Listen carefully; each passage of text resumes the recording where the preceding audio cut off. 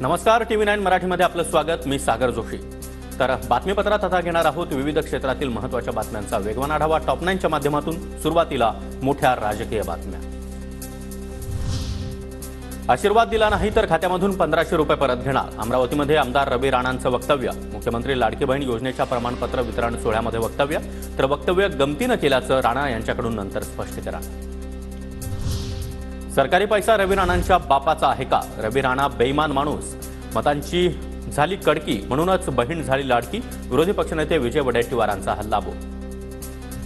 मराठा आरक्षणाबाबत मुख्यमंत्र्यांनी सर्व पक्षीयांची बैठक बोलवावी. त्यामध्ये मनोज जरांगे आणि छगन भुजबळांना देखील निमंत्रित करावं. विरोधी पक्ष म्हणून आम्ही हजर राहू. शरद पवार यांची मराठा आरक्षणाच्या मुद्द्यावर प्रतिक्रिया.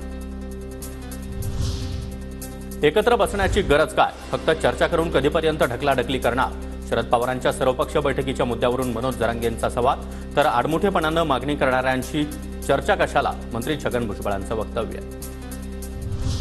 आरक्षणाबाबत शरद पवारांसोबत माझी चर्चा. आरक्षणाचा प्रश्न मार्गी लागण्यासाठी जे करता येईल ते करणार. मुख्यमंत्री शिंदेंचं वक्तव्य. 50% जास्त आरक्षण देता येणार नाही. हा अधिकार केंद्राचा आहे. त्यामुळे केंद्र सरकारनं भूमिका घेतली तर आमचा पाठिंबा राहील. शरद पवार यांच्याकडून भूमिका स्पष्ट.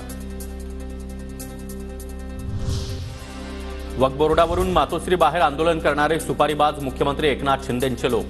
अकबर सय्यद सलमान शेख कुणासोबत आहेत बघा. फोटो दाखवत राऊतांचा आरोप. तर माझ्या अनेकांसोबत फोटो. ठाकरे गटाला मतदान केलं मग आम्ही भेटायला जाऊ शकत नाही का? अकबर सय्यद यांचा सवाल.